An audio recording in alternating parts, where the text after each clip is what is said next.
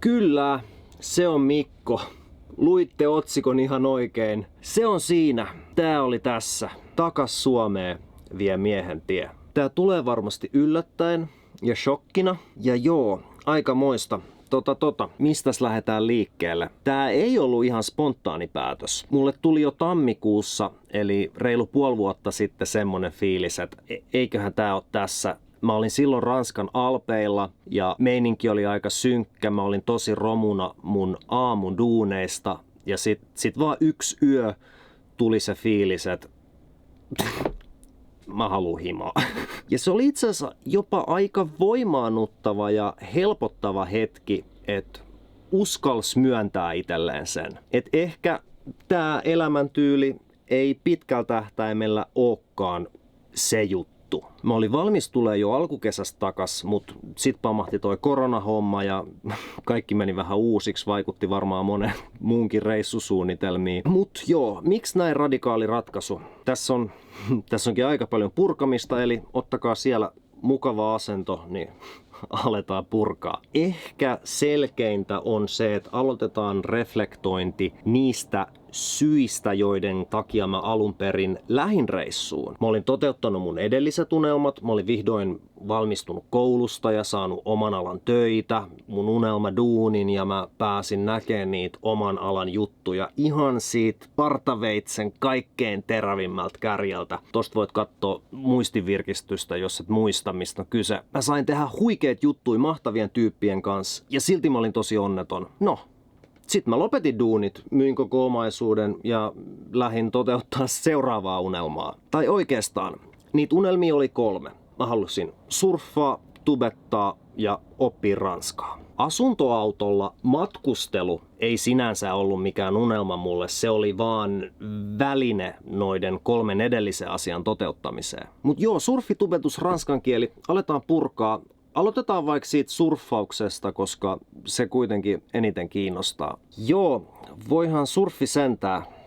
Ja siis sehän on hieno laji, mutta mä taisin aloittaa sen ehkä vähän liian vanhana. Ensin mulla alkoi menee ranteet. Mä tosin kyllä kävin näyttää niitä osteopaatille ja se antoi kuntouttavia harjoituksia, joita mä sit joskus vähän tein kun muistin. Sitten kun ranteet oli vähän paremmat, niin alkoi tulee teknisiä ongelmia. Mä en päässyt laudan päälle ylös riittävän nopeasti. Mulla aina kuoli kaikki vauhti, koska mä polkasin sitä lautaa polvella siinä kun mä nousin pystyyn. Mä kävin jopa yksityistunnilla, jos valmentajan kanssa katsottiin niitä perusasioita kuntoon. Ja se määräsi mulle kotiläksyjä, joita mä sit tein vähän sinne päin. 10 pop-upia aina joka aamu ja ilta. Siinä sit ongelmaksi muodostui se, että en mä pystynyt tekemään niitä yhtäkään, ensimmäistäkään, en sillä tavalla oikeaoppisesti. Joo, toki mä osaan sen NS longboard pop-upin, jos hypätään varpaiden päältä, mutta en sitä oikeata pop-upia, jossa hypätään reisien päältä. No, tällaisten asioidenhan ei pitäisi antaa estää. Ranteita voi kuntouttaa, tekniikkaa voi treenata. Noi on vaan tekosyitä. Oikea syy tulee tässä. Yksi päivä mä kattelin rannalla, että onpa hyvät aallot, että vitsi just sopivat mulle, että pitäisiköhän nyt voisi ehkä mennä, mutta mä menen oikeastaan mieluummin kyllä lenkille. Ja sitten seuraavana päivänä sama juttu taas. Wow, vitsi, just sopivan kokoiset aallot mulle. Mutta mä voisin oikeastaan, nyt mä voisin mieluummin mennä tiskaa, että siellä on aikamoinen tiskivuori kämpillä. Eli lopulta ne aallot ei enää vetänytkään puoleensa. Mikäli aaltoja on, niin surffarihan menee sinne. Ei puhettakaan mistään muusta. Toisin sanoen se perimmäinen syy siihen, miksi mä oon valmis lopettaa nyt mun rantapummi-elämän, on se, että mulla ei ole surffarin sydän. Niin hurjalta kuin se tuntuukin sanoa, mutta niin se vaan on, turha teeskennellä. Ja älkää ymmärtäkö väärin, surffaus on hieno laji ja varmasti mä tuun harrastaa sitä jatkossakin epäsäännöllisesti, mutta se nyt ei ole kuitenkaan sellainen juttu, että mä oon valmis rakentaa koko elämän sen asian ympärillä. Eli näin. tosi harmi tietty, koska sitä surffia oli hypetetty tällä kanavalla niin paljon etukäteen. Ja lopulta niitä surfivideoita ei ihan hirveän montaa tullut. Ja mä ymmärrän, että moni saattaa olla pettynyt. Pahoittelut siitä. Mutta ehkä tää oli kuitenkin meille kaikille hyvä muistutus siitä, että todellisuus ei koskaan vastaa odotuksiin. No mut se surfista. Entäpä unelma numero 2? Tubetus. No videoitahan tehtiin.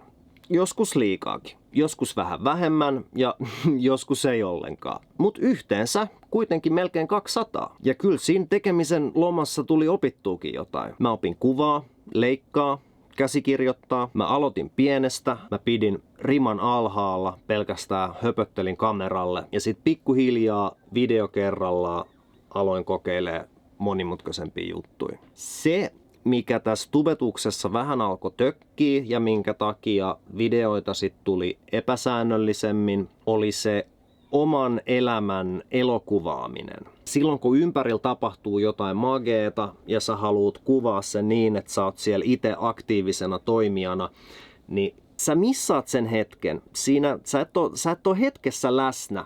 Sä keskityt vaan siihen videotuotantoon. Ja koko ajan semmonen vähän huoli puserossa, että onkohan mulla nyt tarpeeksi materiaalia, että mä saan kerrottua sen storin, minkä mä oon pääni sisällä rakentanut. Ne tubettajat, jotka oikeasti lähtee lentoon ja menestyy, niin nehän kokee sen niin, että vitsi miten siistiä, että voi vaan tehdä videoita ja tää on mun duuni ja siistiä. Mä en kokenut sitä niin. Mä koen sen niin, että kun mä sain videon julkaistua, niin sitten oli hetken aikaa semmonen kevyt olo ja sitten tuli 3 päivän kuluttua pitäisi olla taas seuraava. Niiden fiilisten päälle on vaikea rakentaa mitään pitkän tähtäimen kestävää juttua. Ja sitten on se, että mä en edes varsinaisesti tykkää jakaa mun omaa elämää nettiin. Kun mä katson mun friendien somekäyttäytymistä, niin moni jakaa ihan hirveän paljon pitkiä tekstejä Instassa ja Facebookissa ja tosi henkilökohtaisia juttuja. Ja siinä ei ole siis mitään pahaa, mutta mä en oo semmonen. Mä oon hyvinkin yksityinen ihminen. En mä tykkää edes somettaa. Et joo, joskus jotain pientä, mutta aika harvoin. Ja joo, okei, mä oon tällä kanavalla jakanut tosi herkkiä henkilökohtaisia asioita. Mutta sekin johtuu vaan siitä, että kun mä en keksinyt mun ympäriltä mitään tarinaa kuvattavaksi, niin sit mä ammensin tuolta jostain niinku kaikkein syvimmältä, kun ei ollut mitään muuta. Ja joo, näin jälkeenpäin ajatellen, niin se oli kyllä aika terapeuttistakin ja nyt ei ainakaan tarvii teeskennellä kellekään mitään. Mutta älkää taaskaan ymmärtäkö väärin, kuvaaminen ja leikkaaminen on kivaa. Ja sitä mä haluan harjoitella jatkossakin. Siitä puheen ollen mulla on siihen liittyvä lyhyen tähtäimen unelma. Mä haluan tehdä musavideon. Tai jopa videoita. Jollekin teistä tai jollekin teidän kaverille. Maailma on täynnä uransa alussa olevia bändejä ja artisteja, jotka tarvii musiikkivideoa. Mä oon käytettävissä. 0 budjetilla, talkoo hengessä, ois siisti tehdä yhteistyötä. Mikäli sulla on biisi, joka tarttis videoa, niin laita sähköpostiin. Mikäli ja toivottavasti yhteydenottoja tulee useampia, niin mä valitsen sieltä sit ensimmäisen projektin ihan fiilispohjalta. Hyvä. Siirrytään asiassa eteenpäin. Me käsiteltiin surfia, tubetus, sitten on se ranskan kieli. No, nyt mä puhun ranskaa. Tuli oltu kielikoulus, uitu kielikylvys. Kyllä se nyt jotenkuten menee. Pystyn kommunikoimaan. Pari kertaa mä olin semmosissa illaistujaisissa, joissa kukaan ei puhunut englantia. Ja se meni ihan hyvin. Ja sit myös se mun epätoivoinen Tinder-swipailu päätyi lopulta siihen, että mä tapailin nyt daamiin, joka ei puhunut englantia. Ja se meni ihan hyvin. Ja niin. No, tää ranskan kieliasia nyt oli aika nopeasti käsitelty. Et nyt sitä vaan täytyy pitää yllä. Et aika nopeastihan se ruostuu. Mut sitten tärkein kysymys meinas melkein unohtuu. Eli mikä fiilis? Kiitos kysymästä. Ihan hyvä. Silloin kun mä lähdin ajaa Ranskan rannikolta kohti pohjoista, niin mulla oli tosi tyhjä olo.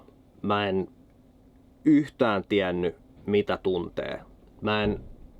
Mä en tuntenut mitään. Vähän mä pelkäsin, että kun mä tuun Suomeen, niin täällä mun mieliala droppaa ja romahtaa ja mä masennun. Mä ajattelin, että tässäkö tää nyt oli. Mun elämän seikkailu.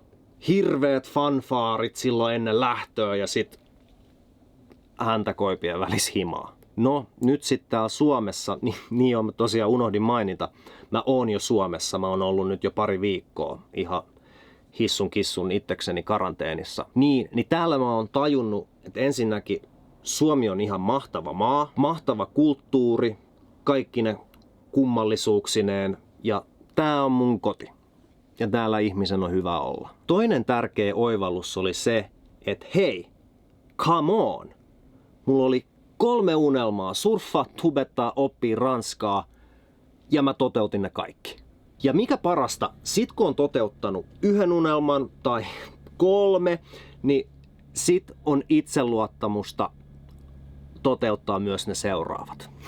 Nyt lyhyen tähtäimen unelma on se musavideohomma ja pitkän tähtäimen ei hiiskuta vielä. Tällä kertaa mä aion fokusoida kaiken sen energian toteuttamiseen, enkä niin paljon siihen hypetykseen. Mutta hei, pysytään kuulolla. Tälle kanavalle tulee videoita myös jatkossa. Ja seuraava video on Q&A, eli teidän kysymykset, mun vastaukset. Mä tiedän, että teillä on varmaan paljon kysyttävää ja mä varmaan unohdin mainita tosi monta tärkeää asiaa tällä videolla.